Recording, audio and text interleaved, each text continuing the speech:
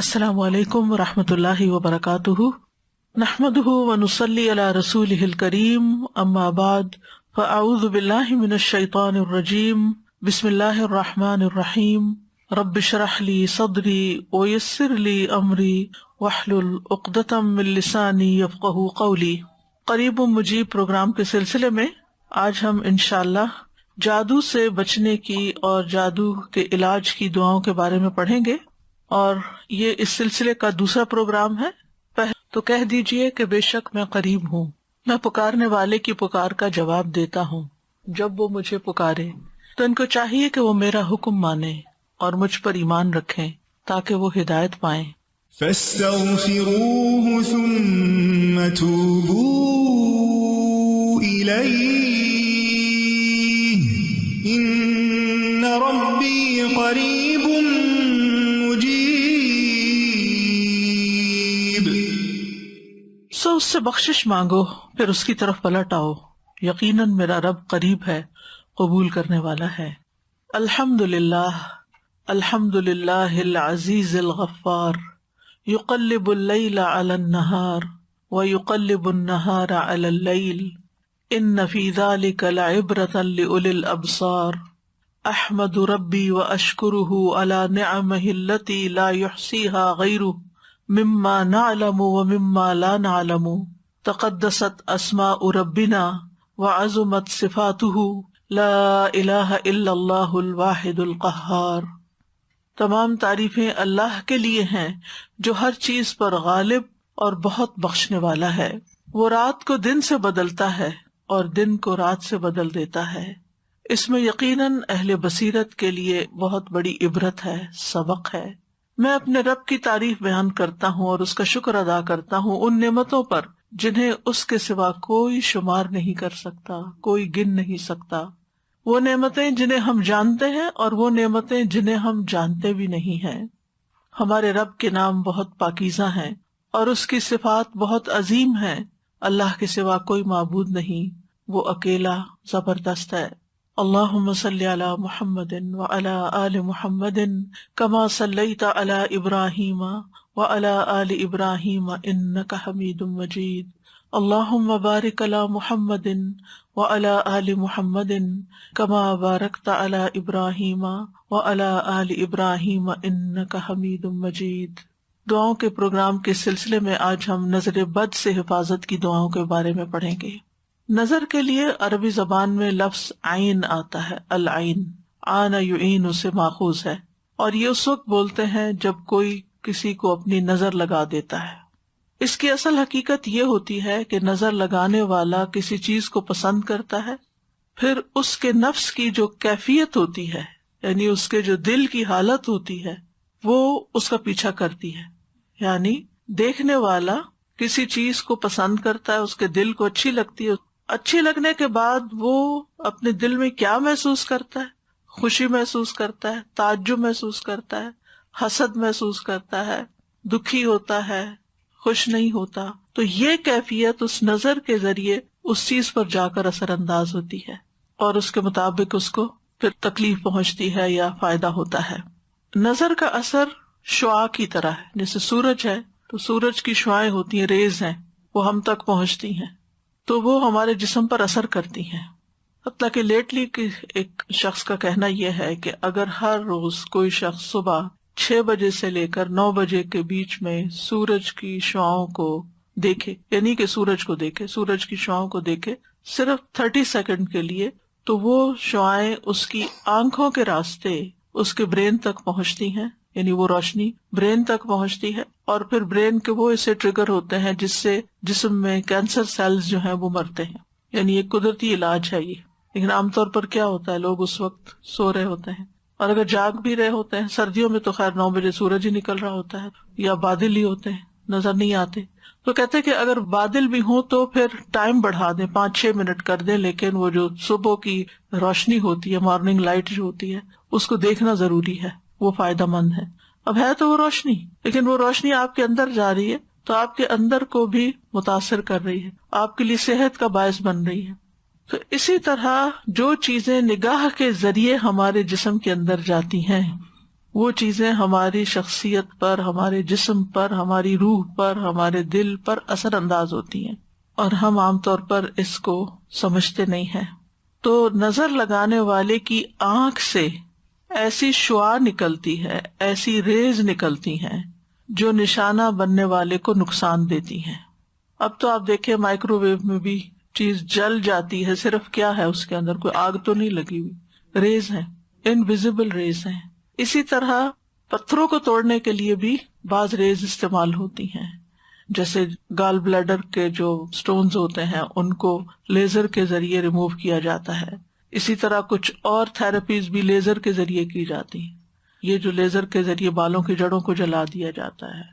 تو یہ بات پہلے زمانے میں تو شاید سمجھ میں نہ آتی لوگوں کو، لیکن اب یہ سمجھنی کچھ مشکل نہیں کہ یہ ریز جو ہے یہ اثر انداز ہوتی ہیں۔ نظر جو ہے وہ حسد کی وجہ سے بھی ہو سکتی ہے اور اپنے پیاروں کو بھی لگ جاتی ہے۔ اب ڈپینڈ کرتا ہے کہ کس شخص کی نظر کیسی ہے۔ کچھ لوگوں کی نظر میں زیادہ تاثیر ہوتی ہے، نظر کرم بھی کہتے ہیں نا، یعنی جہاں بری نظر ہوتی ہے وہاں اچھی نظر بھی ہوتی ہے، محبت کی نظر بھی ہوتی ہے، اور دوسرے کے ساتھ ایک احساس کی نظر بھی ہوتی ہے، کیئر کی نظر بھی ہوتی ہے، وہ بیمار کو فائدہ دیتی ہے۔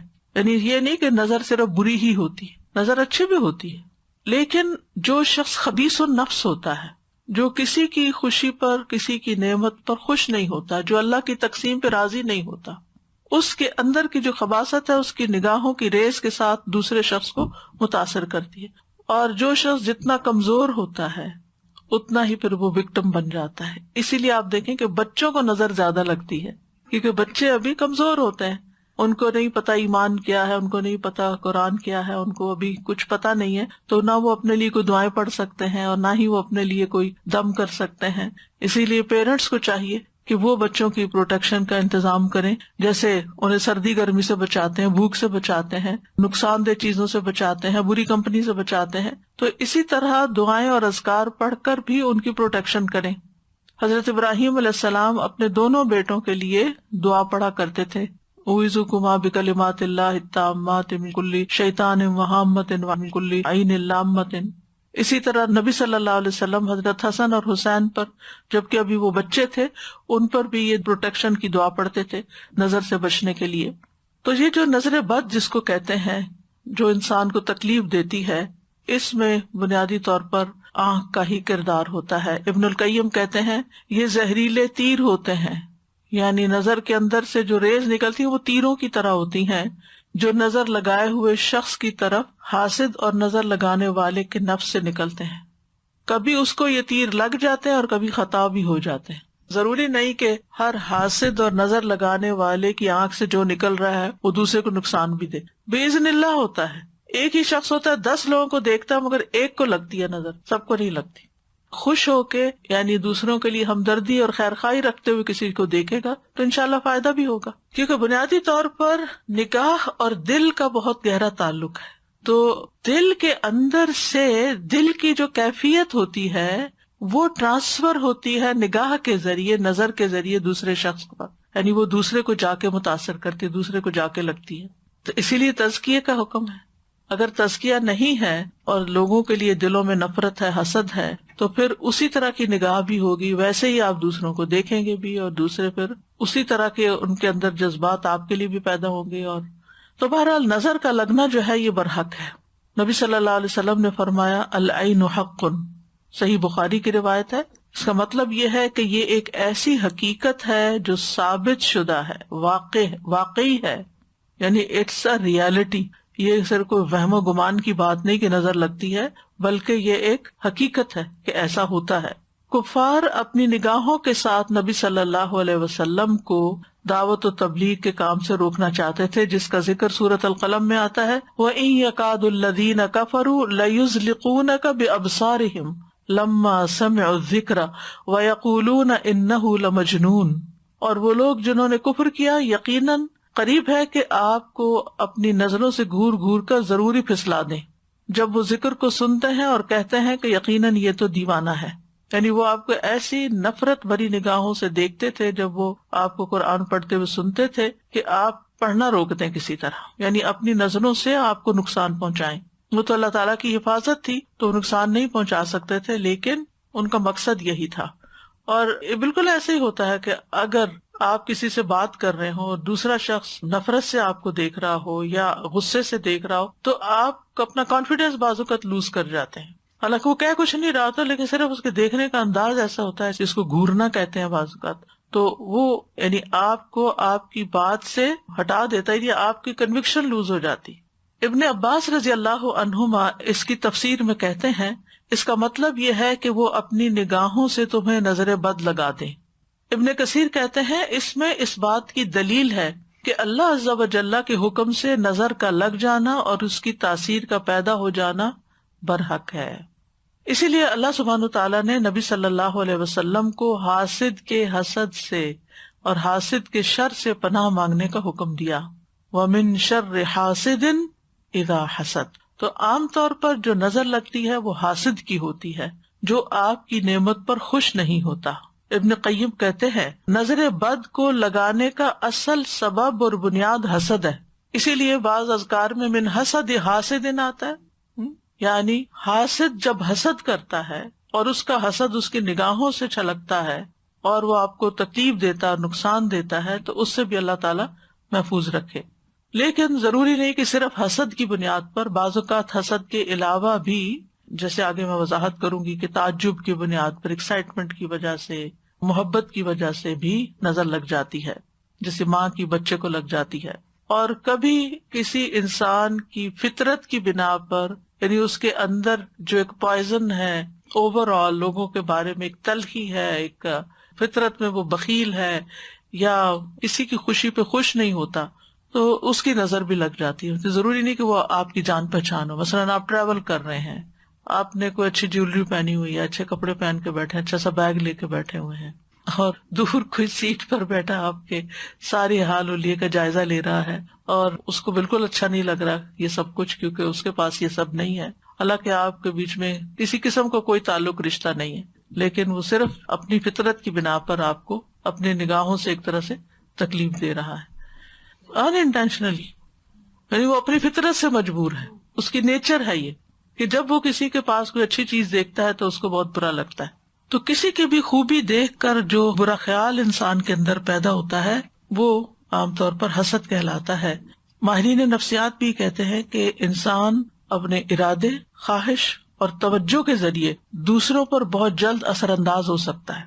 یعنی اگر آپ کسی کو توجہ دیتے ہیں، آپ اس کے ساتھ خیر خواہی کرتے ہیں، آپ اس کو کسی خاص ڈھنگ پر لانے کا ارادہ کر لیتے ہیں، مثلا اپنے بچوں ہی کے معاملے میں کہ اس کی تربیت کرنی ہے، اس کی یہ بری عادت ٹھیک کرنی ہے، اس کے اندر یہ چیز ڈالنی ہے، تو آپ کا ارادہ ہوتا ہے کہ اس کو یہ پڑھا کے چھوڑنا ہے، اس کو یہ سکھانا ہے، تو وہ چیزیں اثر انداز ہوتی ہیں. اچھا ارادہ ہو تو فائدہ ہوگا، اور اگر برا ارادہ ہے تو نقصان بھی ہو سکتا ہے. لیکن یہ یاد رکھیے کہ یہ سب کچھ اللہ تعالیٰ کی قضاء و قدر کے ساتھ ہوتا ہے، اللہ کے اذن ہی کے ساتھ ہوتا ہے. جیسے جادو کے سلسلے میں ہم نے قرآن مجید کی آیت پڑھی تھی وَمَا هُمْ بِضَارِّينَ بِهِ مِنْ أَحَدٍ إِلَّا بِإِذْنِ اللَّهِ. تو نظر کا معاملہ بھی ایسا ہی ہے کہ بِإِذْنِ اللَّهِ ہی ہوتا ہے، اور بِإِذْنِ اللَّهِ کبھی نظر لگنے کی بنا پر انسان مر بھی سکتا ہے، یعنی نظر قتل بھی کر دیتی ہے، کبھی بیمار کر دیتی ہے، کبھی خوف زدہ اور دہشت زدہ کر دیتی ہے، کبھی کمزور کر دیتی ہے، اور کبھی کسی کو گرا دیتی ہے، پھسلا دیتی ہے. جیسے وہ قرآن میں تن لَيُزْلِقُونَكَ بِأَبْصَارِهِمْ، کوئی شخص بلندی سے گر سکتا ہے، کوئی پانی میں ڈوب سکتا ہے، اچھا بھلا تیر رہا ہے اور ایک دم اس کے بیلنس خراب ہو گیا اور گیا. رسول اللہ صلی اللہ علیہ وسلم نے فرمایا اللہ کی قضاء و قدر کے بعد نظر بد ہی میری امت کے اکثر لوگوں کی موت کا سبب بنتی ہے. ایک اور حدیث میں آپ نے فرمایا کہ نظر بد آدمی کو قبر میں اور اونٹ کو ہانڈی میں پہنچا دیتی ہے، یعنی انسان مر کے قبر میں پہنچ جاتا ہے اور اونٹ کو ذبح کر لیا جاتا ہے اور لوگ پکا کے اس کو کھا جاتے ہیں، حالانکہ وہ اچھا بھلا ہوتا ہے. تو بہرحال اس تمہید کا مقصد یہ تھا کہ ہم یہ اچھی طرح جان لیں کہ ہمارے دین میں اس کا کیا کانسیپٹ ہے. کچھ لوگ تو ہر چیز میں نظر کا اثر ماننے شروع ہو جاتے ہیں اور کچھ کسی چیز میں بھی اثر نہیں مانتے. تو اعتدال کی راہ وہی ہے جو ہمارے دین کی ہے کہ لگ بھی سکتی اور نہیں بھی لگ سکتی، بِإِذْنِ اللہ ہی سب کچھ ہوتا ہے. تو آج کی آیات میں ہم دیکھتے ہیں سورۃ یوسف کی، جس میں یوسف علیہ السلام کے والد یعقوب علیہ السلام اپنے بچوں کو لوگوں کی نظر بد سے بچانے کے لیے ایک خاص حکم دیتے ہیں. آیات سنیے پھر اس کے بعد ان کی ہلکی پھلکی وضاحت کریں گے. وقال يا بني لا تدخلوا من باب واحد وادخلوا من أبواب متفرقة وما أغني عنكم من الله من شيء إن الحكم إلا لله عليه توكلت وعليه فليتوكل المتوكلون. ولما دخلوا من حيث أمرهم أبوهم ما كان يغني عنهم من الله من شيء إلا حاجة في نفس يعقوب قضاها وإنه لذو علم لما علمناه ولكن أكثر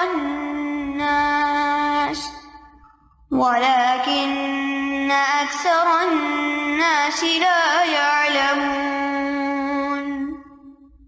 اور یعقوب نے کہا اے میرے بیٹو تم سب شہر میں ایک دروازے سے داخل نہ ہونا بلکہ تم مختلف دروازوں سے الگ الگ داخل ہونا، اور میں اللہ کی طرف سے آنے والی کسی چیز سے تمہیں نہیں بچا سکتا. حکم تو صرف اللہ ہی کا چلتا ہے، اسی پر میں نے توکل کیا اور اسی پر پس چاہیے کہ توکل کرنے والے توکل کریں. اور جب وہ شہر میں اسی طرح داخل ہوئے جس طرح ان کے والد نے انہیں حکم دیا تھا تو انہیں اللہ کے مقابل کوئی چیز کام نہ آئی سوائے اس کے کہ یعقوب کے دل میں ایک خیال آیا تھا جسے اس نے پورا کیا، اور بے شک وہ البتہ علم والا تھا جو ہم نے اسے سکھایا تھا، لیکن اکثر لوگ جانتے نہیں. یعقوب علیہ السلام نے جب بنیامین کو باقی بیٹوں کے ساتھ مصر بھیجا تو اس وقت انہیں نصیحت کی کہ اے میرے پیارے بچوں تم سب ایک دروازے سے شہر میں داخل نہ ہونا. یا بنیہ، مجھے بڑی حیرت ہوتی ہے، یہ سائیڈ نوٹ ہے، بڑی حیرت ہوتی ہے کہ ان بچوں نے کتنی تکلیف دی تھی یعقوب علیہ السلام کو. زندگی بھر کا روگ لگا لیا تھا، اپنے بھائی کو بظاہر مار ڈالا تھا، ختم کر دیا تھا، لیکن باپ کا رویہ کیسا رہا اولاد کے ساتھ؟ وہ ان پہ ناراض نہیں ہوئے، انہوں نے ان کو گھر سے نہیں نکالا، انہوں نے ان کو تانے نہیں دیے، انہوں نے ان کو بات بات پر ڈانٹا نہیں، بلکہ یا بنیا کہہ کے پکارتے ہیں. اس میں تربیت اولاد کا ایک بہت بڑا پہلو چھپا ہوا ہے کہ اولاد اپنی ہی ہے نا، جو بھی کرے وہ اپنی ہی ہے نا. اگر آپ ان کے لیے نہیں تو پھر کون ہوگا؟ وہ کچھ بھی کریں، آپ کو محبت سے، پیار سے اور خیر خواہی کے ساتھ ان کی تربیت کرنی ہے، ان کو اپنا بنانا ہے، ان کی غلطیوں کو معاف کرنا ہے، انہیں سیدھے راستے پہ لانا ہے. کیونکہ محبت جو کچھ کر سکتی ہے وہ نفرت نہیں کرتی. یعنی کتنی تکلیف ہوگی ان کے دل میں، اور کتنا مشکل ہوتا ہے کہ جب بچوں کی طرف سے تکلیف بھی پہنچے اور پھر انسان انہیں گلے بھی لگائے اور انہیں پیار سے بھی بلائے. لیکن بہت سے والدین اس کی پرواہ نہیں کرتے، اور وہ اگر بچوں نے کوئی ایسا کام کر لیا ہے جو قتل سے بڑا کیا جرم ہو سکتا ہے، باقی جرائم تو اس سے چھوٹے ہی ہوتے ہیں، اگر انہوں نے کوئی ایسا کام کر لیا ہے تو اس کہتے ہیں شکل نہ دکھاؤ، تم گھر سے نکل جاؤ، اور ڈسون کر دیتے ہیں، چھوٹی چھوٹی باتوں پر لڑنے مرنے پہ تیار ہو جاتے ہیں. ایسے بچوں کی زندگی حرام کر کے رکھ دیتے. تو بہرحال کہتے ہیں میرے پیارے بچوں تم سب ایک دروازے سے شہر میں نہ جانا. انہیں پروٹیکٹ کرنے کے لیے سفر کرنے کا طریقہ بتا رہے ہیں، بلکہ مصر میں مختلف دروازوں سے ایک ایک دو دو کر کے داخل ہونا تاکہ تم لوگوں کی نگاہ میں نہ ہو، تمہیں بری نظر نہ لگے. کیونکہ آپ کو پتا کہ فلسطین کے لوگ ویسے بھی کتنے خوبصورت ہوتے ہیں، اور پھر وہ سارے جوان لڑکے اور وہ سارے کے سارے ایک گروپ بن کے اگر ایک ہی جیسی شکلوں جیسے وہ داخل ہو رہے ہوں تو کوئی بھی دیکھے گا تو جو نظر موجب ہوتی، تعجب والی، حیرانگی والی، خوشی والی، وہ ان کو نقصان دے سکتی ہے. چونکہ وہ خوبصورت تھے، طاقتور تھے، مضبوط نوجوان تھے، تو انہیں ڈر تھا کہ نظر لگے گی. اور ساتھ ہی پھر کہا کہ میں اپنی اس تدبیر کے ذریعے اللہ کی قضاء و قدر کو نہیں ٹال سکتا. سبب اختیار کرنا ہمارا کام ہے، لیکن باقی پھر اللہ کے ہاتھ میں ہے. یعنی احتیاط تقدیر کی راہ میں حائل نہیں ہو سکتی. تمام فیصلے اللہ کے اختیار میں ہیں، اس میں کسی اور کا کوئی دخل نہیں ہے. اس لیے میں اس پہ توکل کرتا ہوں. تو ایسے تمام معاملات جن کے معاملے میں انسان کا دل چھوٹا ہوتا ہے، خوف ہوتا ہے، انسان کو چاہیے کہ تدبیر اختیار کرے اور باقی اللہ پہ بھروسہ کرے اور اپنا دل ہلکا کر لے. تو کہتے ہیں کہ تمام لوگوں کو بھی صرف اسی پہ بھروسہ کرنا چاہیے، یعنی وہ ساتھ دوسروں کو بھی سبق سکھا رہے ہیں. تو بہرحال یوسف علیہ السلام کے بھائی مصر پہنچ کر والد کی نصیحت کے مطابق مختلف دروازوں سے شہر میں داخل ہوئے، لیکن ہوا وہی جس کی کھٹک تھی ان کے دل میں کہ بنیامین کے ساتھ وہ واقعہ پیش آ گیا اور بنیامین کو انہیں وہیں چھوڑنا پڑا. وقال یا بنی لا تدخلوا من باب واحد وادخلوا من ابواب متفرقہ، اے بچوں ایک دروازے سے نہیں مختلف دروازوں سے داخل ہونا. وما اغنی عنکم من اللہ من شیء ان الحکم الا للہ علیہ توکلت وعلیہ فلیتوکل المتوکلون. یعنی انسان اپنا مطلوب اور مقصود توکل کے ذریعے حاصل کر سکتا ہے. وَلَمَّا دَخَلُوا مِنْ حَيْثُ أَمَرَهُمْ أَبُوهُمْ مَا كَانَ يُغْنِي عَنْهُمْ مِنَ اللَّهِ مِنْ شَيْءٍ.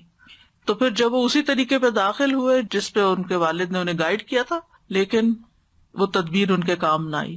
إِلَّا حَاجَةً فِي نَفْسِ يَعْقُوبَ قَضَاهَا، مگر یہ ایک ایسی ایک ضرورت تھی، ایک حاجت تھی، ایک تڑپ تھی جو یعقوب علیہ السلام کے دل میں تھی کہ جس کو انہوں نے پورا کیا تھا. یعنی ایک خیال تھا جو انہوں نے بیان کر دیا، اور ان کا خیال ایسا ویسا نہیں تھا. وَإِنَّهُ لَذُو عِلْمٍ لِمَا عَلَّمْنَاهُ، وہ ہمارے دیے ہوئے علم کی بنا پر صاحب علم تھا.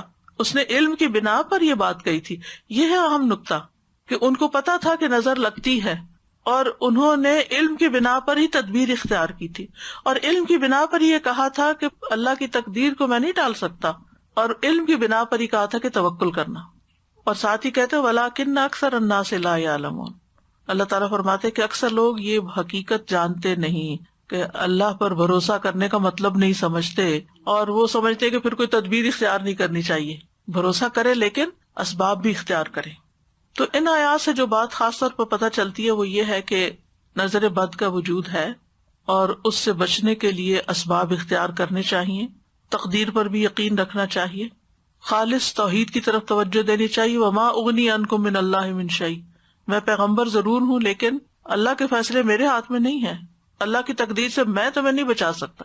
سبحان اللہ. پیغمبر کہہ رہے پیغمبر نہ دنیا میں لوگوں کو برے انجام سے بچا سکتے ہیں اور نہ آخرت میں بچا سکتے، ان کا کام پیغام پہنچانا ہے بس. اور زندگی کا ایک اہم اصول ہمیں پتہ چل رہا ہے کہ اگر ہمیں اپنے روزمرہ کی زندگی میں کسی چیز کا خطرہ محسوس ہو رہا ہو تو اس کے بارے میں ہمیں محتاط رہنا چاہیے، لیکن اس کے ساتھ ساتھ زندگی روکی تو نہیں جا سکتی. احتیاط کا مطلب سفر روک دینا نہیں ہوتا. مثلاً آپ کو کہیں پہنچنا ہے اور آپ کو ڈرائیونگ کرنی ہے اور آپ کو ڈر بھی لگتا ہے کہ کہیں ایکسیڈنٹ نہ ہو جائے، تب آپ کو میں احتیاط کر رہی ہوں، گھر میں بیٹھ رہی ہوں کہ ڈرائیو کیا تو ایکسیڈنٹ ہو سکتا ہے اس لیے میں نہیں نکل رہی. نہیں، آپ احتیاط کریں لیکن اپنا کام بھی کریں اور پھر معاملہ اللہ کے سپرد کر دیں. تو بہرحال یہ تھا نظر بد کے بارے میں قرآن سے جو حکم ہمیں ملتا ہے یا واقعہ ہمیں ملتا ہے، اور اسی طرح جو نبی صلی اللہ علیہ وسلم کے ساتھ کفار معاملہ کر رہے تھے. تو ان ساری باتوں سے یہ پتہ چلتا ہے کہ بہرحال نظر بد کا ایک وجود ہے اور یہ لوگوں پر اثر انداز ہوتی ہے. اب اس کی کچھ قسمیں ہیں. پہلی ہے مخلوق کے اعتبار سے نظر کی اقسام. مخلوق کے اعتبار سے جس میں انسانوں کی بھی نظر لگتی ہے، جنوں کی بھی لگتی ہے، جانوروں کی بھی لگتی ہے. جی، انسانی نظر، جناتی نظر اور حیوانی نظر. انسانی نظر میں ام سلمہ سے مروی ہے کہ ان کے گھر میں ایک لڑکی دیکھی گئی جس کے چہرے پہ کالے دھبے پڑ گئے تھے. تو نبی صلی اللہ علیہ وسلم نے دیکھ کے فرمایا اس پہ دم کرو کیونکہ اسے نظر لگ گئی ہے، یعنی اس کا رنگ خراب ہو گیا ہے. پھر جنات کی نظر، جیسے انسان نظر لگاتے ہیں ایسے جن بھی انسانوں کو دیکھتے ہیں. انہم یراکم هو وقبیلہ من حیث لا ترونہم، ہم انہیں نہیں دیکھ سکتے، وہ ہمیں دیکھ رہے ہوتے ہیں. اسی لیے جب آپ واش روم جاتے ہیں تو اس وقت بھی دعا پڑھ کے جاتے ہیں، کپڑے بدلتے ہیں، بسم اللہ پڑھ کے بدلتے ہیں تاکہ ان کی نظر آپ کے ننگے جسم پر نہ پڑے. تو یہ جو حدیث ہے نا حضرت ام سلمہ والی، اس میں صفعۃ کا لفظ آتا ہے. صفعۃ کا معنی ہوتا ہے نظرۃ من الجن، جنوں کی نظر، یعنی اس بچی کو جنوں کی نظر لگی ہوئی ہے. یہ تو آپ کو معلوم ہے نا کہ بعض جن انسانوں پہ عاشق ہو جاتے ہیں، ان کے پیچھے پڑ جاتے ہیں، ان کو نقصان دیتے ہیں وغیرہ وغیرہ. تو اس سے پتہ چلتا ہے کہ جنات بھی نظر لگاتے ہیں اور ان کی نظر انسانوں کی نظر سے بھی زیادہ سخت ہوتی ہے. ابو سعید خدری رضی اللہ عنہ کہتے ہیں کہ رسول اللہ صلی اللہ علیہ وسلم جنوں اور انسانوں کی نظر بد سے پناہ مانگا کرتے تھے. یہاں تک کہ معوذتین نازل ہوئی. جب یہ نازل ہوئی تو آپ نے انہیں پڑھنا شروع کر دیا اور ان کے علاوہ باقی چیزیں چھوڑ دی، یعنی نظر کے لیے، حسد، نظر، جادو، سب شر کے بچنے کے لیے. میں سوچتی ہوں ہمارا دین اتنا خوبصورت ہے، لیکن مشکل یہ کہ ہم اس پر عمل نہیں کرتے اور مصیبت کا شکار رہتے ہیں. ہم سب جانتے ہیں نا کہ ہر نماز کے بعد معوذتین پڑھنی چاہیے. کتنے لوگ پڑھتے ہیں؟ یہ نہیں تو مجھے حساب نہیں دینا، لیکن کہنے کا مطلب یہ ہے کہ ہمارے مسلمانوں میں سے کتنے لوگ اس کا اہتمام کرتے ہیں. اگر پڑھ لی ایک دو میں کے بعد پڑھ لیا، اب اسی وقت جلدی ہے، بھائی اٹھتے اٹھتے چلتے چلتے بھی پڑھ لو. اگر آپ کو جلدی کچن میں ہی جانا ہے، وہ گھر سے نکلنا ہے، تو اس کو چھوڑو نہیں. 1-1.5 منٹ لگتا ہے، کچھ بھی نہیں دیر لگتی. لوگ بڑے بڑے وظیفے کرتے، 1000 دفعہ یہ پڑھ لو، 1.25 دفعہ فلاں تسبیح کر لو. آپ صرف یہ وظیفہ پابندی سے کر کے دیکھیں، آپ کے مزاج میں فرق پڑ جائے گا، آپ کے اپنے مزاج میں فرق پڑے گا. کیونکہ ہر انسان کسی نہ کسی طرح، آب و ہوا میں پولوشن ہے، پھر لوگوں کی نظریں ہیں، لوگوں کی باتیں ہیں، طرح طرح کے مسائل ہیں، یہ ساری چیزیں مل کے انسان کو اندر سے گھٹا ہوا کر دیتی ہیں، اس کی صلاحیتوں کو بند کر دیتی ہیں، اور انسان کے اندر کچھ خوف، توہمات اور پتہ نہیں کیا کچھ پیدا ہو جاتا ہے، حتیٰ کہ انسان بیکار ہو جاتا ہے. لیکن اگر آپ ہر نماز کے بعد توجہ کے ساتھ یہ پڑھ کے، اگر آپ کو زیادہ پریشانی ہے، یعنی کوئی طبیعت جیسے خراب ہے، تو ہاتھوں پہ پڑھ کے سر سے لے کے پورے جسم پر ہاتھ پھیرے، جھاڑے خود کو. اگر دل زیادہ غمگین ہے تو صرف دل کے مقام پر پڑھ کے جھاڑ دیں. اور اگر ٹھیک ہے، ماشاءاللہ صحیح سلامت ہے، اللہ ہمیشہ ایسے رکھے، تو آپ ویسے ہی پڑھیں. یہ سنت ہے، ثواب سمجھ کے پڑھیں. اگر ہم سنتوں کا اہتمام شروع کر دیں نا، تو ہمارے بہت سے مسائل خود بخود حل ہو جائیں. ہمیں دین میں کوئی بھی چیز بے وجہ نہیں سکھائی گئی کہ اس وقت یہ کام کر لو اور اس وقت یہ کر لو. ہر ایک چیز کا ایک مقصد ہے. وَلَٰكِنَّ أَكْثَرَ النَّاسِ لَا يَعْلَمُونَ. لہٰذا وہ مشکلات کا شکار رہتے ہیں.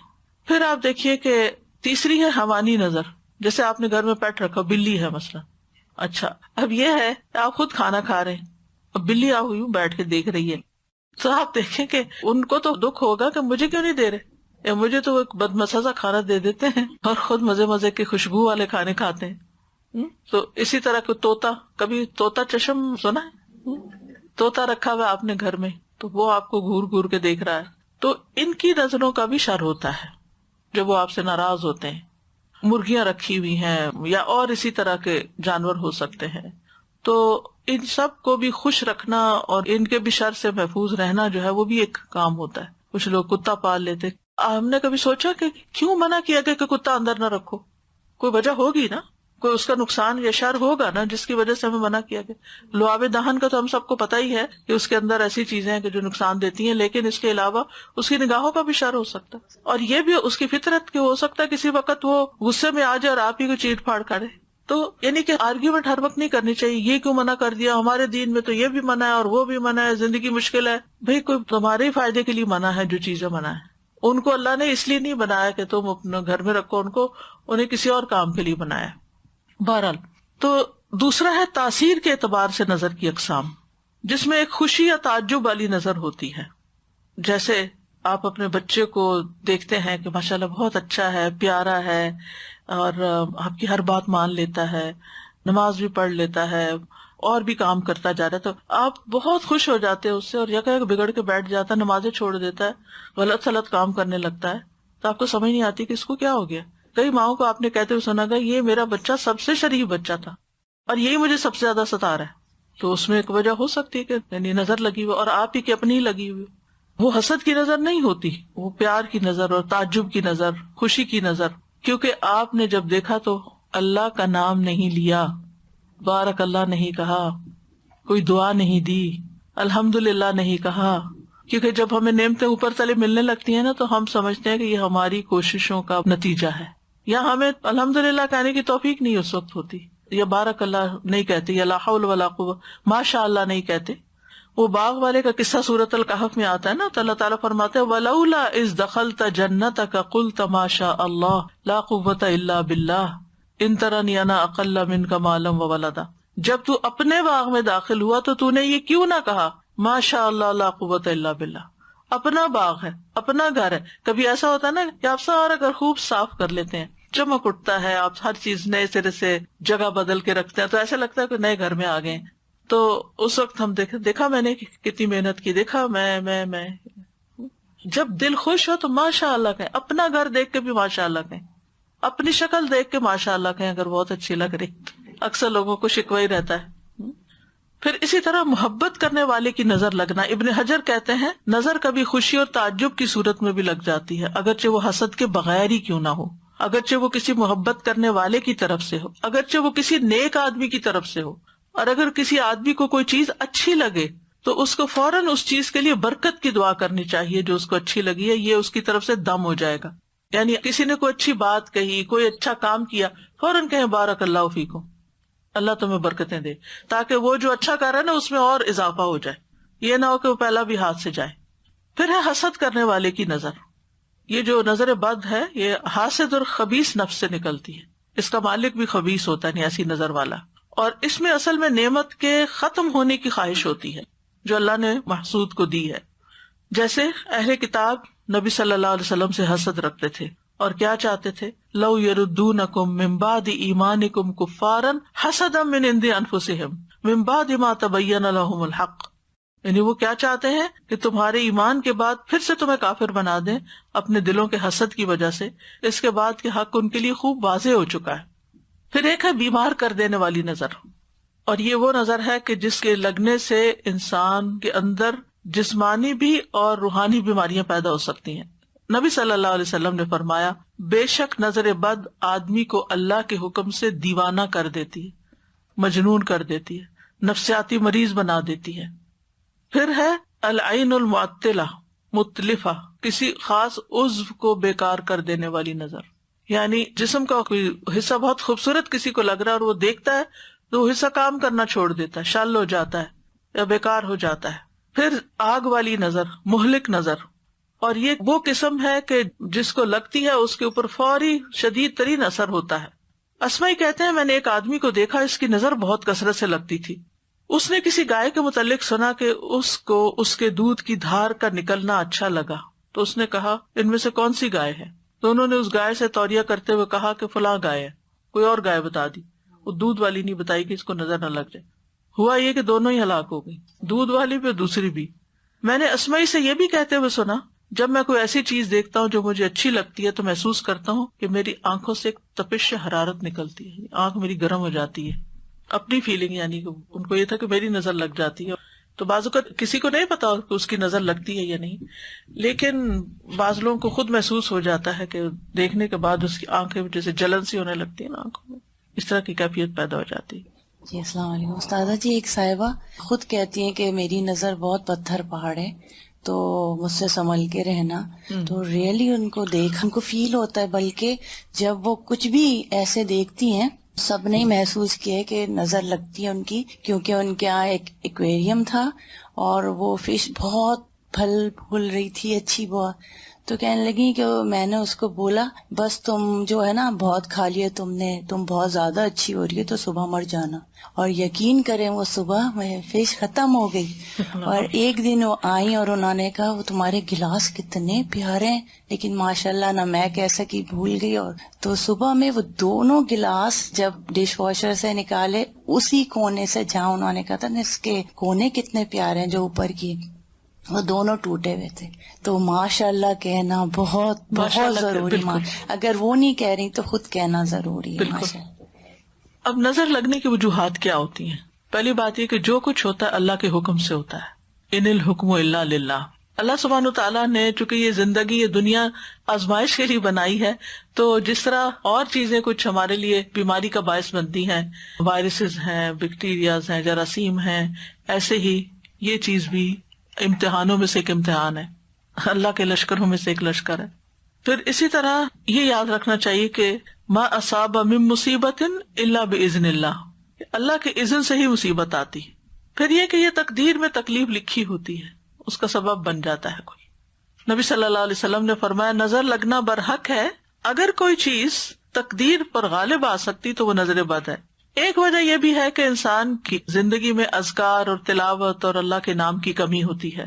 ابن قیم کہتے ہیں کہ نظر بد ایک قسم کے تیر ہوتے ہیں جو محسود اور معیون کی طرف حاسد یعنی حسد کرنے والے اور نظر لگانے والے کے نفس سے نکلتے ہیں. کبھی ان کا نشانہ لگ جاتا ہے، کبھی خطا ہو جاتا ہے. پھر اگر یہ تیر اس کو ننگا پاتے ہیں، اس پر کوئی بچاؤ کا سامان نہیں، یعنی اذکار وغیرہ کی کوئی لیئر نہیں، اور یہ کہ صبح شام کے اذکار کی حفاظت کرنے والا نہیں تو تیر اس کو لگ جاتا ہے اور اس پر اثر انداز ہو جاتا ہے.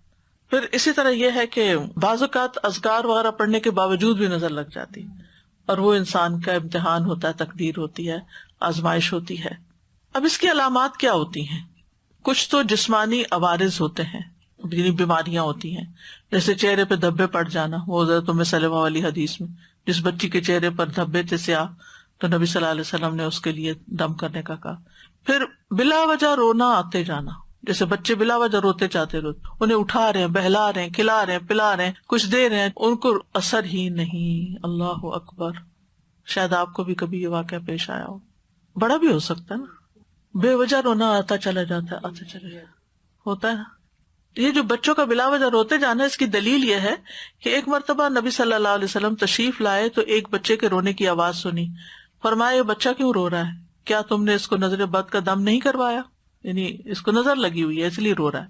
پھر بچوں کا کمزور ہو جانا، سب کچھ کھا رہے ہیں، پی رہے ہیں، بڑھ ہی نہیں رہے. آپ صلی اللہ علیہ وسلم نے اسماء بنت امیس سے کہا کیا بات ہے، میں اپنے بھائی یعنی جعفر کے بیٹوں کے جسموں کو دبلا پتلا دیکھتا ہوں، کیا انہیں فقر و فاقہ رہتا ہے؟ انہوں نے کہا نہیں، بلکہ انہیں نظر بد بہت جلد لگ جاتی ہے.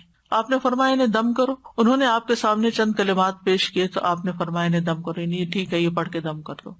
پھر اسی طرح بعض اوقات گرنا اور پھسلنا، یعنی آپ چل رہے ہیں، ٹھیک ٹھاک چل رہے ہیں، جیسے اس دن کسی بہن نے کہا تھا کہ ان کا پاؤں فریکچر ہو گیا تھا چلتے چلتے، یا اسی طرح انسان گر پڑتا چلتے ہوئے، یا اوپر سے پھسل جاتا ہے، یا کوئی بھی ایسی وجہ بھی بن جاتی، یعنی ٹھیک چل رہا ہوتا ہے معاملہ اور اچانک بے وجہ کوئی ایسی مصیبت آ پڑتی ہے.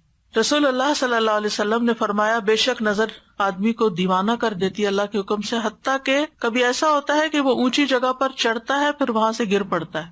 ابن عباس کہتے ہیں نبی صلی اللہ علیہ وسلم نے فرمایا نظر کا لگ جانا برحق ہے اور یہ اوپر چڑھنے والے کو پھسلا دیتی ہے. کبھی جان خطرے میں پڑ جاتی، شدید بیماری لاحق ہو جاتی ہے. عبداللہ بن عامر کہتے ہیں کہ عامر بن ربیعہ اور سہل بن حنیف یا حنیف دونوں غسل کرنے کے ارادے سے نکلے. وہ کوئی اوٹ تلاش کر رہے تھے کہ چھپ کے ذرا نہا لیں. سہل نے اون کا جبہ اتارا. عامر کہتے ہیں میں نے اسے دیکھا تو اسے میری نظر لگ گئی، وہ پانی میں اتر کر نہانے لگ گیا. میں نے پانی میں اس کے بڑبڑانے کی آواز سنی، میں اس کے پاس آیا، 3 دفعہ آواز دی، اس نے جواب نہ دیا. پھر میں نبی صلی اللہ علیہ وسلم کے پاس آیا اور ساری بات بتائی. آپ تشریف لائے اور پانی میں داخل ہو گئے. گویا میں اب بھی آپ کی پنڈلیوں کی سفیدی دیکھ رہا ہوں. آپ نے اس کے سینے پر 3 دفعہ ہاتھ مارا، پھر یہ دعا دی اللہم اذہب عنہ حرہا وبردہا ووصبہا، اے اللہ اس کی گرمی اور سردی اور بیماری اور لاغری دور کر دے. پھر کھڑے ہوئے اور فرمایا جب کسی کو اپنے بھائی کا وجود یا کوئی مال پسند آئے تو اس کے لیے برکت کی دعا کرے کیونکہ نظر کا لگ جانا برحق ہے. یعنی وہ اتنی دیر میں ہی جیسے گویا کہ دنیا سے جانا شروع ہو گئے. اسی طرح دیگر جسمانی علامات بھی ہوتی ہیں، جیسے سر کا دکھنا، بے وجہ بخار چڑھ جانا بغیر کسی وجہ کے، دونوں یا کسی ایک کندھے میں درد ہونا جیسا کہ کوئی انگارہ یا تپش ہو، ایک کندھے میں یا بازو کا پیچھے ایک جگہ ایسے جلنے سے لگ جاتی ہے. پشت کے نچلے حصے میں درد ہونا یعنی بیک بون پہ نیچے کی طرف. قرآن سنتے وقت جمائیوں کا زیادہ یون بہت کرنا. جب فضا میں خنکی ہو تو جسم کی حرارت کا بڑھ جانا ٹھنڈک سے، اور اس کے برعکس بھی گرمی ہو تو جسم کو بہت ٹھنڈا ہو جانا، اپوزٹ ٹیمپریچر پہ چلے جانا. بالوں کا اچانک گرنا کہ پورے پورے لچھے ہاتھ میں آنے لگ جائیں. ذہنی پراگندگی زیادہ ہونا کہ فوکس نہیں کر پا رہے. وزن اچانک کم ہونا شروع ہو جانا. کھانے کی خواہش ختم ہو جانا. چیز کو ذہن میں رکھنے، حفظ کرنے اور سمجھنے کی قدرت نہ ہونا، فوگی سا ذہن ہو جانا. کثرت سے پسینے آنا اور پسینے کی بو کا بھی چینج ہو جانا، متغیر ہو جانا. جلد پر پھوڑے پھنسیوں یا خارش کا ظاہر ہونا. نیند کا کم آنا اور زیادہ تر جاگنا. علیحدگی اور تنہائی پسند کرنا. رونے کی خواہش کرنا یا ہمیشہ روتے ہی رہنا. تو یہ کبھی کبھی چیزیں اکٹھی بھی ہو سکتی ہے اور کبھی کوئی ایک بھی ہو سکتی ہے، اور ان میں ایک راکی فرق کر سکتا ہے جو تجربہ کار ہوتے ہیں. پھر اجتماعی عوارض، مجالس سے علیحدگی اختیار کر لینا، اینٹی سوشل ہو جانا، کسی سے ملنا جلنا نہیں. مال میں برکت نہ ہونا، معیار زندگی اچانک گر جانا. کام سے نفرت، باوجود قدرت اور ہمت کے کام کرنے کی خواہش نہ رہنا. رزق تلاش کرنے سے روگردانی کرنا، بہت کام کر لیا میں ریٹائرمنٹ لینا چاہتا ہوں. لوگوں پہ تہمت لگانا کہ یہ مجھے گھورتے ہیں، یہ بھی اس کی ایک علامت ہوتی ہے. کتنی عجیب بات ہے کہ فلاں مجھے دیکھ رہا تھا، فلاں مجھے گھور رہا تھا. اور اسی طرح کے دیگر نفسیاتی بیماریوں کا پیدا ہو جانا. اب کرنے کا کام کیا ہے؟ سب سے پہلے تو اللہ پہ بھروسہ کریں. ما من دابۃ الا هو آخذ بناصیتها، سب کی پیشانی کے بال اللہ کے ہاتھ میں ہیں، سب اللہ کے کنٹرول میں ہیں. حسبی اللہ لا الہ الا هو علیہ توکلت وہو رب العرش العظیم. فوراً اللہ کی طرف رغبت کریں، اللہ کی پناہ لیں. نبی صلی اللہ علیہ وسلم نے فرمایا اللہ تعالیٰ سے نظر لگنے سے پناہ مانگو، جیسے ہم اور چیزوں سے مانگتے ہیں نا پناہ کہ ان سے بچا اللہ تعالیٰ ہمیں، تو اس سے بھی بچنے کی دعا کرنی چاہیے کیونکہ نظر کا لگ جانا برحق ہے. رسول اللہ صلی اللہ علیہ وسلم نے فرمایا اللہ تعالیٰ فرماتا ہے میرا محبوب بندہ اگر مجھ سے مانگتا ہے تو میں اسے دیتا ہوں، اگر وہ کسی دشمن یا شیطان سے میری پناہ مانگتا ہے تو میں اسے محفوظ رکھتا ہوں. پھر نعمتوں کو چھپانا، بہت زیادہ نعمتوں کا اظہار نہ کریں، لوگوں کو نہ بتائیں میرے پاس یہ بھی ہے یہ بھی ہے یہ بھی ہے، کیونکہ دوسرے لوگوں کو پھر حسد ہونے لگتا ہے. ابو ہریرہ رضی اللہ عنہ مرفوعاً یعنی نبی صلی اللہ علیہ وسلم سے روایت کرتے ہیں تم اپنی ضرورتوں کو پورا کرنے کے لیے ان کو رازداری میں رکھ کر مدد حاصل کرو، بے شک ہر صاحب نعمت حسد کیا جاتا ہے. پھر ہے حاسد سے بچ کے رہنا، یعنی جس کا پتہ چل جائے کہ یہ آپ سے جیلس ہے اس سے بس تھوڑا تعلق کم کریں، ضرورت سے ہی ملے. کوئی بھی اچھی چیز دیکھ کر برکت کی دعا دینا، ماشاء اللہ لا قوت الا باللہ پڑھنا. مال کے علاوہ کچھ اور چیز اچھی لگے تو بارک اللہ کا لفظ استعمال کرنا. مال اچھا لگے، گھر اچھا لگے تو ماشاء اللہ لا قوت الا باللہ، لیکن اگر اس کے علاوہ کوئی چیزیں اچھی لگے تو اللہ برکت دے، بارک اللہ فیکم بارک علیکم. اسی طرح دنیا کی اگر کوئی چیز بہت اچھی لگ رہی ہے تو آخرت کو یاد کریں، لبیک ان العیش عیش الاخرہ، اصل زندگی تو آخرت کی زندگی ہے، یہ تو ختم ہو جانے والی ہے. اگر کسی کے پاس ہے بھی تو کتنے دن کے لیے. کسی کو بیمار دیکھیں تو دعا پڑھے الحمدللہ الذی عافانی مما ابتلاک بہ وفضلنی علی کثیر ممن خلق تفضیلا. پھر شرکیہ کاموں سے بچنا، نظر اتارنے کے لیے ایسے کام نہیں کرنا کہ جس میں شرک ہو. پھر کچھ لوگوں سے بچ کے رہنا جن کے یہ خصائص ہوں، لیکن کچھ لوگ ایسے ہوتے ہیں جو آپ کے والدین بھی ہو سکتے ہیں، ان میں سے کوئی آپ کے بچے ہو سکتے ہیں، بہن بھائی ہو سکتے ہیں، رشتے نہیں کاٹنے لیکن ڈسٹنس. محتاط نمبر 1 ایسا شخص جو بہت شکایتیں کرنے والا ہو، جس کو ہر ایک سے شکایت ہو، اس سے بچ کے رہیں، اس سے دور رہیں کیونکہ وہ آپ کو بیمار کر دے گا ہر وقت منفی باتیں کر کر کے. نمبر 2 عربی میں کہتے ہیں مصاص السعادہ، جو آپ کی خوشی کو سک کر لے، خوشیاں سک کر لینے والے. وہ کیسے کرتے ہیں؟ یعنی آپ کے خوش ہونے کا وقت ہے وہ کوئی ایسی بات کریں گے کہ آپ کی خوشی دری کی دری رہ جائے گی. اور یہ ایک دفعہ نہیں کئی دفعہ آپ تجربہ کر چکے ہیں کہ آپ کو اللہ نے کوئی نعمت دی ہے، کوئی گھر دیا ہے، اولاد دی ہے، کوئی ڈگری دی ہے، کوئی چیز جو دنیا کی نعمتیں ہیں، اب وہ پہنچ جاتے ہیں.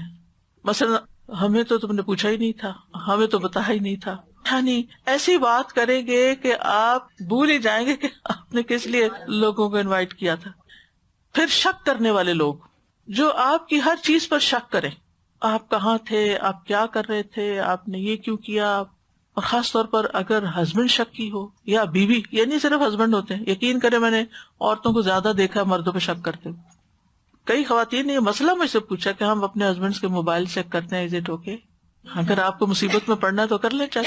یعنی اپنے آپ کو خود پریشان کرنے والی بات ہے نا. تجسس کیوں کرتے ہیں؟ کوئی کام ہو سکتا ہے، کوئی بات ہو سکتی ہے، لیو اٹ، اللہ پہ توکل کریں. نمبر 4 آپ کو کنٹرول کرنے والے، ان لوگوں سے بچ کے رہیں. کچھ لوگ یعنی کہ آپ کو اپنی مرضی سے سانس بھی نہ لینا دینا چاہیں، ہر وقت وہ آپ کے اوپر ایک یعنی اعتراض شروع کر دیں گے کہ آپ نے یہ کیوں کیا، آپ وہاں کیوں جا رہے ہیں، یہ کرنے کی کیا ضرورت ہے. یعنی وہ چاہتے ہیں ہر چیز ان کی مرضی کے مطابق ہو. پھر کمیونیکیٹ نہ کرنے والے، یعنی آپ کے ساتھ کنورسیشن نہیں کرتے، آپ کے ساتھ تعلق ہے، آپ سے بات نہیں کرتے، آپ کے پیچھے پیچھے باتیں کرتے. یعنی آپ ان سے کوئی بات کرنا چاہتے ہیں، وہ آگے سے کچھ اور، آپ کچھ کہہ رہے ہیں، وہ کچھ اور کہہ رہے ہیں. عجیب تماشا ہے. یعنی ایسی ڈسپیرٹی ہے کہ نہ آپ کی بات ان کو سمجھ آ رہی، نہ ان کی آپ کو سمجھ آ رہی. پھر وہ لوگ جو بہت زیادہ اپنے آپ کو ڈیفینڈ کرتے ہیں، میرا یہ مقصد نہیں تھا، میں نے اس لیے نہیں کیا، میں نے وہ نہیں کیا، اس میں بھی انسان پریشان ہوتا ہے کہ میں نے تو پوچھا ہی نہیں کہ آپ نے کیوں کیا اور کیوں نہیں کیا. پھر اسی طرح حسد کرنے والے، یعنی جو لوگ آپ سے حسد کرتے ہیں ان سے بھی بچ کر رہیں، یعنی کم ملے ان سے، اپنی نعمتوں کا ان کے سامنے تذکرہ نہ کریں. پھر من چلے سے لوگ جو ہر وقت انہیں کوئی کسی ایک بات پر نہ رہیں، ہر وقت اپنا سٹینس بدل دیں. نان سیریس بھی ہو سکتے ہیں، لیکن یعنی آپ ان کو ایک بات کہتے ہیں، وہ کہتے ہیں ہاں ٹھیک ہے، پھر تھوڑی دیر میں وہ کہیں اور جاتے ہیں، وہاں سے کچھ اور سن کے آ جاتے ہیں، پھر آپ کو کہتے ہیں نہیں یہ ٹھیک نہیں ہے. یعنی کوئی استقامت نہیں زندگی میں، آپ ان پہ ٹرسٹ نہیں کر سکتے کہ آپ ان کو کوئی کام دیں گے, کوئی رسپانسبلٹی دیں گے تو وہ کچھ کریں گے. وہ لیک آف میچورٹی سے ہوتا ہے. پھر بخیل, کچھ خرچ نہ کرنا چاہیں. پھر ایکسپلائٹرز, آپ کو ایکسپلائٹ کرنے والے, آپ کو جانے بغیر آپ کی غیبت کرنے والے. ایسے لوگوں سے متھا نہ لگائیں. یا کسی کو جانے بغیر, مثلا نہ آپ کسی پولیٹیشین کو جانتے ہیں, نہ آپ کبھی اس سے ملے ہیں, نہ آپ کو کوئی حقیقت پتا ہے, جھوٹے پروپیگنڈے سن کے آپ بھی ساتھ شامل ہو جاتے ہیں, فلاں چور ہے, فلاں ایسا, فلاں ویسا. یہ آپ نے کون سی چیز دیکھی تھی, آپ کی آنکھوں نے دیکھی تھی یا کانوں نے, اس کے منہ سے کچھ سنا تھا, فرسٹ ہینڈ انفارمیشن کیا آپ کے پاس. اس قسم کے لوگ جو لوگوں کی برائیاں آپ سے آ کے کریں, ان سے بھی بچ کے رہیں. تو یہ سارے لوگ کسی نہ کسی طرح آپ کی زندگی کو حرام کر دیتے ہیں. پھر آپ کہیں گے جائیں کہاں؟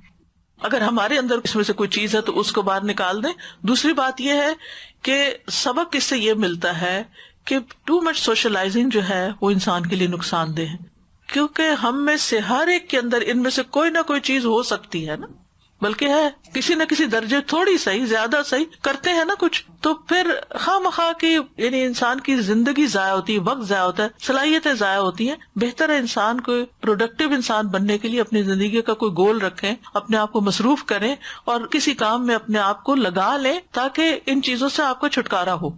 پھر قرآن سے علاج کریں, کیونکہ قرآن شفا ہے. قل هو للذین آمنوا ھدی وشفاء, سورۃ فصلت میں آتا ہے, سورۃ اسراء میں ہے وَنُنَزِّلُ مِنَ الْقُرْآنِ مَا هُوَ شِفَاءٌ وَرَحْمَةٌ لِّلْمُؤْمِنِينَ وَلَا يَزِيدُ الظَّالِمِينَ إِلَّا خَسَارًا. یاد رکھیے جس طرح قرآن ہدایت ہے نا, ایسے ہی قرآن شفا ہے. قرآن سے ہدایت بھی لینی چاہیے, قرآن سے شفا بھی حاصل کرنی چاہیے. ہم ہدایت کی کتاب تو اس کو سمجھتے ہیں کہ ہدایت کے لیے پڑھو, لیکن شفا کے لیے نہیں پڑھتے. تو شفا کے لیے بھی پڑھنے کی ضرورت ہے. حضرت عائشہ کہتی ہے کہ رسول اللہ صلی اللہ علیہ وسلم ایک مرتبہ ان کے پاس تشریف لائے تو دیکھا کہ ایک عورت انہیں دم کر رہی ہے. آپ نے فرمایا کتاب اللہ کے ساتھ اس کا علاج کرو. سورۃ فاتحہ سے علاج. وہ جو ایک سردار کو بچھو کاٹ گیا تھا, جس نے مسلمانوں کی مہمانی سے انکار کیا تھا, تو ان کا جو لیڈر تھے انہوں نے ان کو دم کر کے ان کا علاج کیا. سورۃ البقرہ کی تلاوت کرنا اور سننا, نبی صلی اللہ علیہ وسلم فرمایا سورۃ البقرہ پڑھا کرو, کیونکہ اس کا پڑھنا باعث برکت اور اس کا چھوڑنا باعث حسرت ہے, اور جادوگر اس کو حاصل کرنے کی طاقت نہیں رکھتے. تو روز پڑھنے کا وقت مقرر کریں, شفا کی نیت سے پڑھیں, ہدایت کی نیت سے بھی پڑھیں لیکن شفا کی نیت سے بھی پڑھیں. اور اس وقت میں اور کام, موبائل بند, لوگوں کے ساتھ بات چیت بند, اپنا وظیفہ کر کے اٹھیں. خاص طور پر اگر بیمار ہیں یا کوئی مسئلہ ہے, کر سکے تو روز ایک دفعہ پڑھ لے, پوری آدھی پڑھ لے, 4 حصے کر لے, اس کے 6 حصے کر لے, جیسے بھی آسانی ہو. پھر نظر اور حسد سے متعلق جو آیات ہیں ان کی تلاوت کرنا, جیسے وَإِن يَكَادُ الَّذِينَ كَفَرُوا, یہ ایک کارڈ ہے بڑا خوبصورت سا ایول آئی کے بارے میں. یہ جو میں آپ کو معلومات دے رہی ہوں اس میں سے کچھ معلومات بھی آپ کو اس میں ملیں گی اور دعائیں بھی ملیں گی. پھر اسی طرح نظر اور تکلیف کو دور کرنے والی دعائیں, یہ کارڈز موجود ہیں, ان سے فائدہ اٹھائیں. پھر نظر اور حسد کا رقیہ پڑھنا یا سننا, دونوں طرح ٹھیک ہے. پڑھنا زیادہ بہتر ہے, ورنہ سننا تو فائدہ دے گا انشاءاللہ.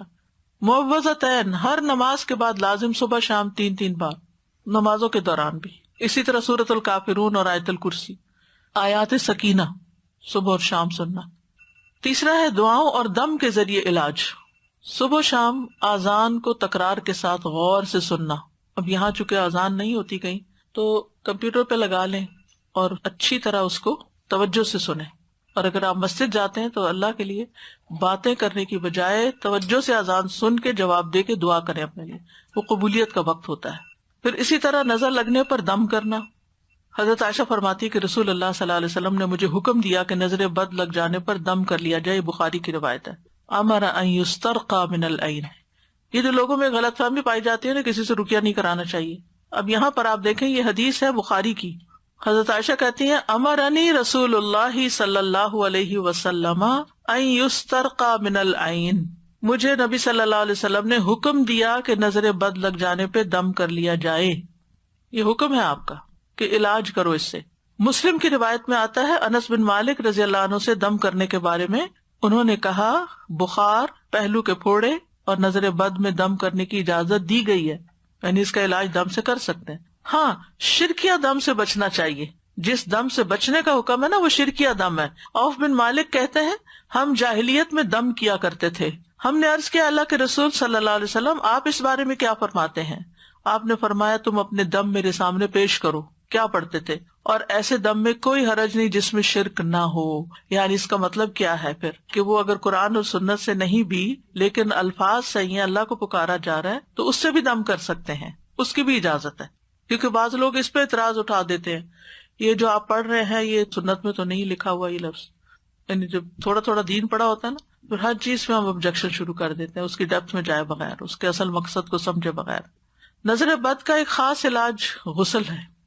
جس کی نظر لگی ہو اس کے جسم کا وضو کے اعضاء کا پانی لے کر جسے نظر لگی ہو اس کے کندھوں پہ زور زور سے بہانا چاہیے, ایسے پھینکنا چاہیے اس کو. حضرت عائشہ فرماتی ہیں کہ آپ کے زمانے میں نظر لگانے والے کو حکم دیا جاتا تھا کہ وہ وضو کرے, پھر اس کے استعمال شدہ پانی سے جسے نظر لگی ہوتی اسے غسل دیا جاتا. اس کا طریقہ کیا ہے؟ جب آپ نے حضرت عامر کو وضو کا حکم دیا تو انہوں نے اپنا چہرہ, ہاتھوں, کونیوں اور دونوں گھٹنے تک ٹانگیں, صرف پاؤں نہیں, گھٹنے تک, تھوڑا سا ٹانگوں کا اندرونی حصہ, ان کو دھویا اور پھر اس پانی کو کلیکٹ کیا گیا اور حضرت سہیل کے پیچھے کندھوں پر پھینکا گیا, جس کی وجہ سے ان سے اثر دور ہو گیا. یعنی ایک آدمی ان کے سر پر ان کے پیچھے سے پانی بہا رہا تھا, ٹھیک ہے نا, کیونکہ اگر آگے سے پائیں گے تو منہ میں چلا جائے گا. پیچھے سے پیالے کو الٹ رہا تھا. جو ہی غسل ختم ہوا حضرت سہیل اس طرح چل دیے جیسے کوئی تکلیف ہی نہ ہوئی. جو ہاتھ دھونے کا حکم ہے نا, وضو کی طرح نا کونیوں تک دھونے ہوتے ہیں ہاتھ, ٹھیک ہے, پاؤں بھی گھٹنوں تک. پتہ نہیں کس کی لگی ہے, تو جس مجلس میں لگی ہے اس کے سارے لوگ ایک پیالے میں پانی کے اندر ہاتھ ڈالیں جی, اور پھر اس پیالے سے اس کے اوپر وہ پانی ڈالا جائے, چھینٹے مارے جائیں. اگر وہ چلا گیا ہے اب تو اس کی اگر کوئی بھی چیز ہے, اگر وہ چائے پی کے گیا مثلا, تو جس کپ میں اس نے چائے پی ہے نا وہ اس کا پانی لے لیا جائے. اگر اس کا کوئی کپڑا یا کوئی چیز ہے تو وہ پانی میں ڈبو لی جائے, یہ اس سے شفا ہو جاتی ہے. اصل میں اگر دین نہیں پڑھا نا اس لیے برا مانتے ہیں. اگر مجھ سے کوئی کہے کہ پانی دے دے تو میں تو دے دوں گی, مجھے تو کوئی مسئلہ نہیں ہے, میں تو انسان ہوں, کمزور ہو سکتا ہے, میری نظر لگ گئی ہے, نظر پر ہے کیا ہوا, محبت سے بھی لگ جاتی ہے. تو اگر نہیں پتا نا, تو یہ میں کہہ رہی ہوں کہ جہاں آپ کو لگا کہ اس مجلس میں گئی تھی اور یہاں لگی تھی, وہاں جتنے لوگ ہیں ان سے ریکویسٹ کریں کہ یہ پانی کا پیالہ ہے, اس کے اندر ہاتھ ڈال دیں, بس ہاتھ ڈالنا ہے سب نے, بس انہیں بتا دیں کہ یہ نظر کا علاج ہے اور سب کا پانی لے رہے ہیں تاکہ کوئی ایک پن پوائنٹ نہ ہو, ٹھیک ہے نا. پھر قرآنی آیات پڑھی جائیں جن میں لفظ حسد آتا ہے, جیسے کفارن حسدن من عند انفسہم, البقرہ 109, النساء 54, ام یحسدون الناس والی آیت. پھر سورۃ طٰہٰ 131, ولا تمدن عینیک الی ما متعنا بہ. سورۃ کہف 39, ولولا اذ دخلت جنتک قلت ما شاء اللہ. پھر سورۃ الملک 1-4, فرجع البصر هل تری من فطور والی آیت جو ہے نا, تبارک الذی سے لے کے ینقلب الیک البصر خاسئا وهو حسیر تک. پھر وَإِن يَكَادُ الَّذِينَ كَفَرُوا لَيُزْلِقُونَكَ والی آیت, سورۃ القلم 51. پھر سورۃ الاسراء کی آیت 82, وَنُنَزِّلُ مِنَ الْقُرْآنِ مَا هُوَ شِفَاء.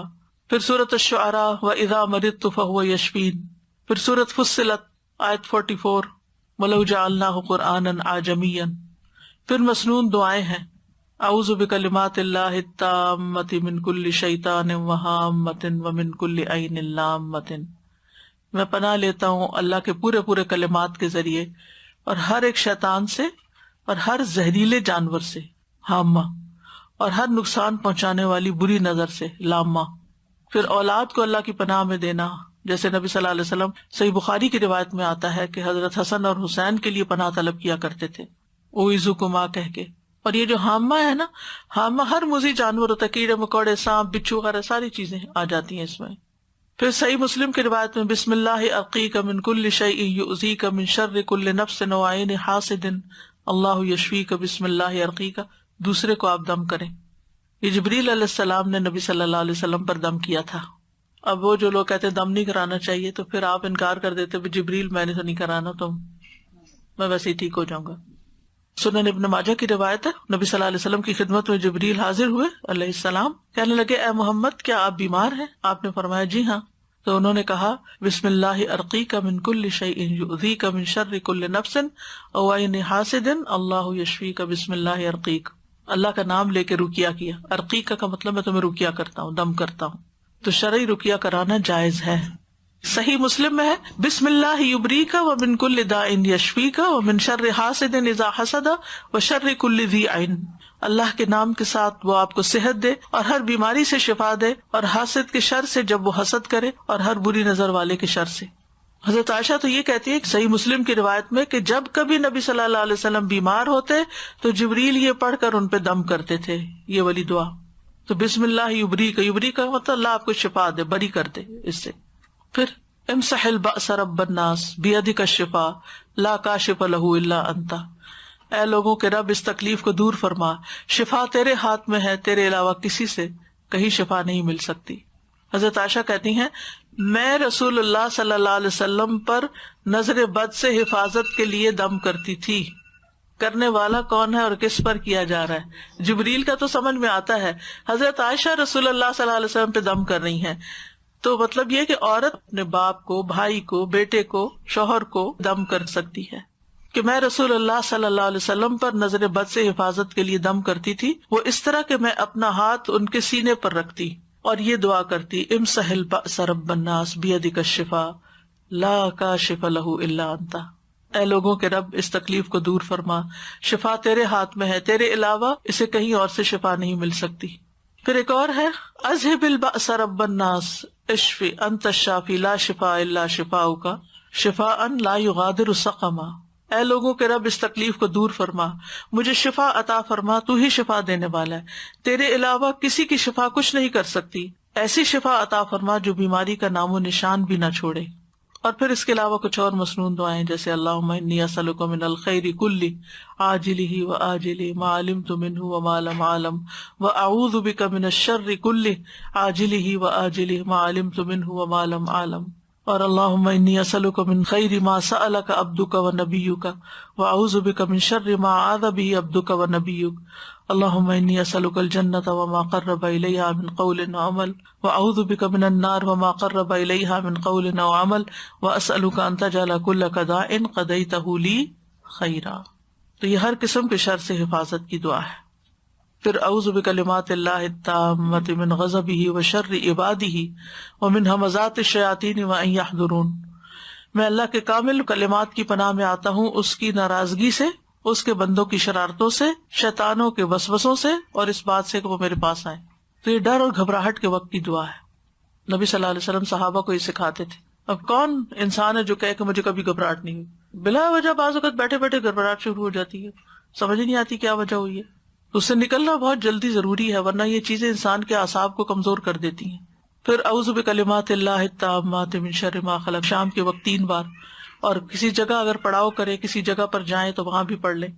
جہاں لوگوں کی گیدرنگ میں جائیں نا وہاں بھی پڑھ لیا کریں کہ کسی کی نظر نہ لگے، کیونکہ انسان خاص طور پہ تیار ہو کے جاتا ہے. بسم اللہ الذی لا یضر تو صبح شام ہے ہی 3 دفعہ. اور اللہم عافنی فی بدنی، اللہم عافنی فی سمعی، اللہم عافنی فی بصری، لا الہ الا انت، صبح شام 3 بار. تو یہ ساری چیزیں تو ہمارے دین نے ہمیں سکھا دی ہیں. ضرورت اس بات کی ہے کہ ہم ان پر عمل کرنے والے بنے. اللہ ہمیں توفیق عطا فرمائے. ڈاکٹر صاحب ایک کوشچن ہے کہ کچھ دعائیں تو ایسی ہیں جو مجھے دعا کیجیے یا آپ کے یہ جو گرین سا کارڈ ہے اس میں ملتی ہیں، لیکن کچھ ایسی چیزیں بھی ہیں جو آپ پڑھتی ہیں لیکن مجھے ان کا سورس نہیں ملتا، تو مجھے پلیز گائیڈ کر دیجیے. ایکچولی مشکل کیا ہے، 10 سال پہلے علم کچھ اور طرح تھا، پھر وقت کے ساتھ ساتھ دعا کرتے رہے کہ اللہ میرا علم زیادہ کر دے تو اللہ تعالیٰ اور نئی چیزیں دکھا دیتا ہے. تو الحمدللہ اس لیے جیسے آج کچھ دعائیں آپ کو بتائی ہیں یہ پہلے کبھی نہیں بتائی تھی، جیسے آیات بتائی ہیں نظر لگنے پر، اس سے پہلے کبھی نہیں بتائی. تو وہ پھر یہ ہے کہ سن کے لکھ لیا کریں جب میں بولتی ہوں. استاذہ پانی میں دم کر کے جو پلانے کا ہے وہ کون سا، صرف معوذتین ہے یا اور بھی کوئی دم ہے جس کو پڑھ کے دے دیں کہ کنٹینیوسلی پانی میں پیتے رہو اگر کسی پہ شک ہے کہ کچھ بھی نہیں ہو رہا ہے؟ پانی پہ بھی دم کر سکتے ہیں، شہد پہ کر سکتے ہیں، کلونجی پہ کر سکتے ہیں، دوائی پہ کر سکتے ہیں، یعنی جو دوا آپ کھاتے ہیں کوئی بیماری کے اس پہ بھی دم کر سکتے ہیں. تو کوئی اسپیسیفک دم یا پورا رقیہ پڑھے یا صرف سورۃ فاتحہ؟ سب سے بہترین رقیہ تو سورۃ فاتحہ ہے. سورۃ فاتحہ، اگر اور کچھ نہیں پڑھنا تو سورۃ فاتحہ 1 دفعہ 3 دفعہ 7 دفعہ وہی پڑھ لیں. اور امیجن کر کے کر سکتے ہیں اگر پانی بھی نہیں پہنچ پا رہا یا نہیں پہنچ پا رہے ہیں کوئی انسان کے، اس کو امیجن کر کے. پیشنٹ جو ہے وہ اسپتال میں پڑے نا، آپ جا سکتے ہیں فون کر کے دم کر دیں، فون پہ بھی ہو سکتا ہے، فون پہ امیجن. جزاک اللہ.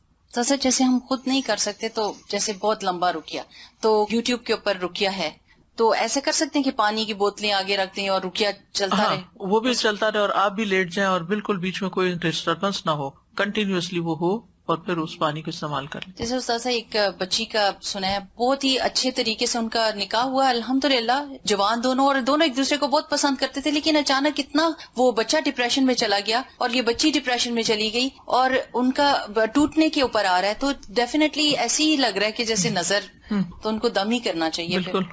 ایک بات یاد رکھیے، جتنی اس وقت میں دعائیں نہیں کروا رہی ہوں نا، یہ ساری انشاءاللہ دعائیں ایپ کے اندر جا رہی ہیں. کچھ چلی گئی ہیں، کچھ جائیں گی. یہ سارے لیکچرز بھی اس ایپ میں ڈلوا رہے ہیں تاکہ اگر کسی کو دوبارہ سننا ہو تو ادھر ادھر ڈھونڈنے کی بجائے اسی ایپ کے اندر سن لیں. اس کا ٹائٹل قریب و مجیب ہے، تو اس کے اندر یہ سارے ٹائٹل کے ساتھ سارے لیکچرز آڈیو بھی موجود ہوں گے، اور ان کے اندر کی جو دعائیں ہیں وہ نکال کے ٹیکسٹ کی صورت میں بھی انشاءاللہ ڈالیں گے. وآخر دعوانا ان الحمد للہ رب العالمین. سبحانک اللہم وبحمدک، اشہد ان لا الہ الا انت، استغفرک واتوب الیک. السلام علیکم ورحمۃ اللہ وبرکاتہ.